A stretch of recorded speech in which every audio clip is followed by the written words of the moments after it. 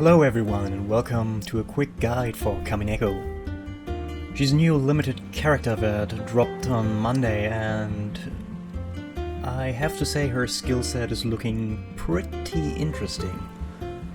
Obviously, her being a limited character, you need limited gacha tickets to pull on the banner or use your MyGo. Fortunately though for you, the current Christmas event gives up to 26 limited tickets already, so you would only need up to 1200 MyGo for a guaranteed A rank.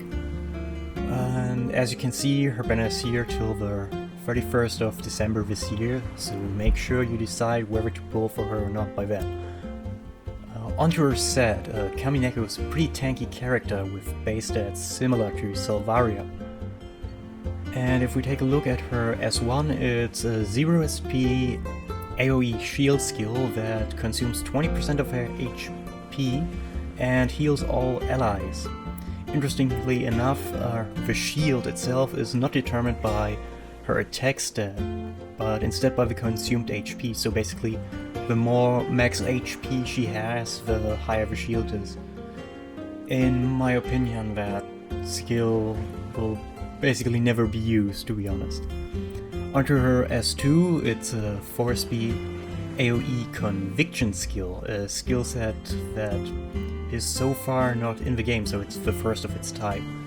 The skill itself does pretty tiny AoE damage, both arcane and physical damage, basically negligible.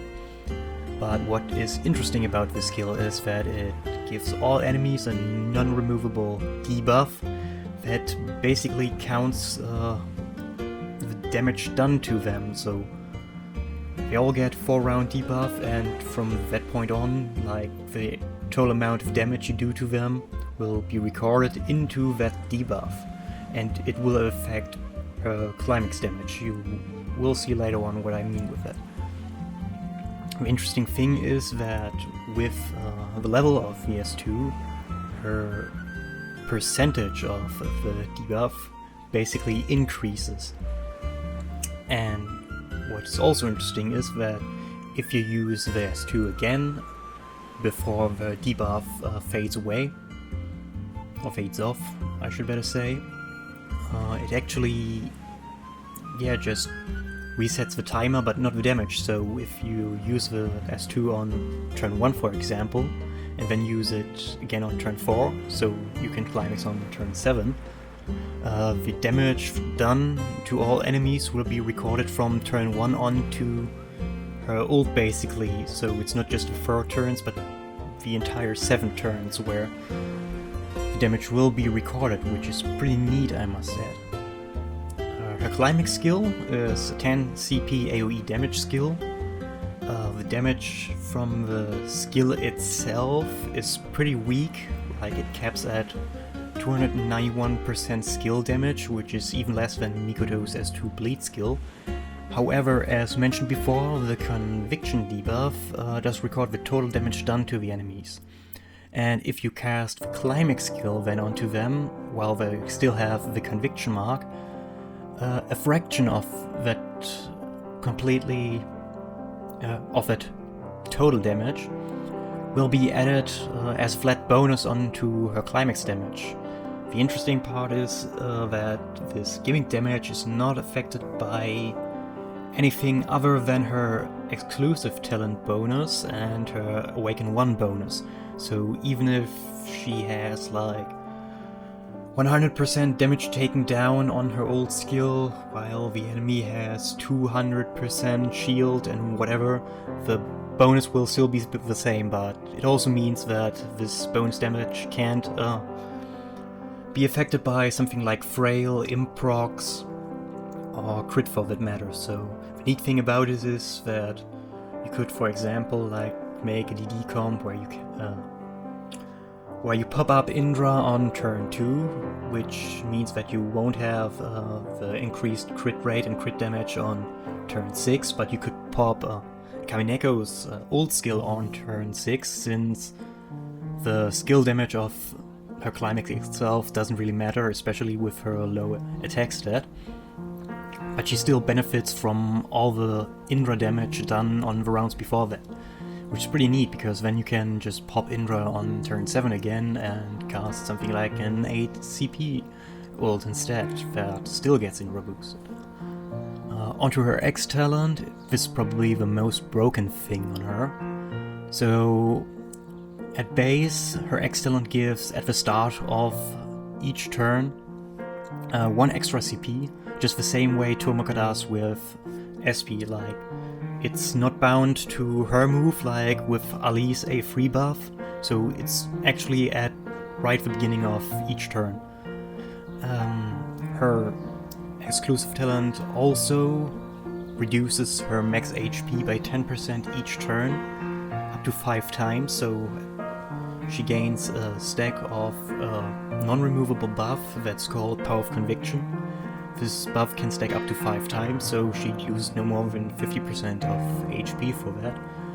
And this buff increases the gimmick damage on her old skill, also called True Damage or Conviction Damage, by a certain percentage. So for example, mine has her X talent at 55 and it adds 4.02% per stack, so at 5 stacks that's 20.1% damage dealt on the conviction damage, which is pretty neat. As far as we know, the X bonus caps at 5 stacks at somewhere between 30 and 35%. At least that's our guess for now. Her awakenings are pretty interesting too. Her A1 gives a 10% damage dealt on the conviction damage. Keep in mind, again, this is damage dealt, it doesn't increase the actual percentage of the recorded damage. So it's not the same percentage that you have on her S2, it's just like a damage dealt bonus like Frail or attack up from, for example, Tomoka ult, just for the gimmick damage of the Climax skill. Now her A3 is where the real money is. As it says, at the start of a turn you have less or equal than 3 SP, she generates another SP with her X talent on top of a guaranteed CP.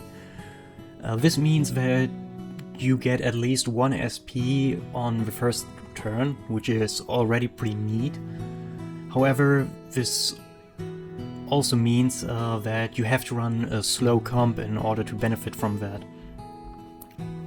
Basically, you have to have a team move at 6th position or 5th position, otherwise you won't be able to spend enough SP to take away into the next round, because you can't take more than 2 SP into the next round, since the SP generation procs at the move of the fastest team.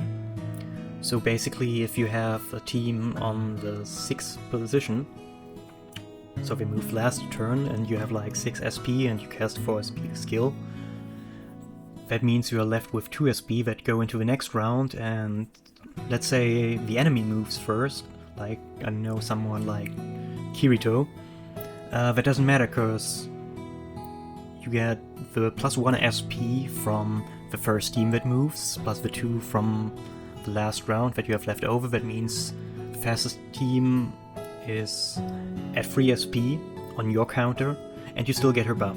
However, it also seems that Tomoka's X talent SP generates before Kamineko's A3 SP generates, so if you also use Tomoka in a team, you basically have to have a team move last, otherwise her A3 bonus will be useless for you. Her A5 just increases the absorption rate of her S1 shield from 65% to 100%. In my opinion, it's not really worth going for, since shield can be still dispelled, and at the end of the day it's still a shield, and those are generally not good to use. Her A2 and A4 are just the standard awakening for mains, 5% attack increase on A2 and 5% A and P def on A4, with the A4 hue together, and obviously you get the Awakening 5 icon. At Awakening 5, at a quick look on her psyche, it basically just gives HP, A def, P def, and final damage taken down. And the buffs on the skills are pretty bad. Just 7% at cap for marked targets, which isn't really that much. Like, her passive basically just increases your total damage output over the entire 7 turns of DD by barely 5k damage, and that's negligible. Especially if you plan on doing also Trony PvP, or you're currently tight on psyche mats, I wouldn't recommend getting the psyche right now, especially if you don't have an A tier copy of her locked, since we currently still have no way of unequipping psyche, and if you plan on using her in PvP where psyche's banned and you can't unequip it, that obviously leaves her useless for you, since you can't then use her due to the ban. But you're not losing much anyway, so you just can skip that one. Now, after all of this, you might ask, is she worth going for, and if so, to what degree should I pull for her? So if you're a free-to-play player, I would only recommend going for A tier, honestly, since you're most likely not going to get her A free.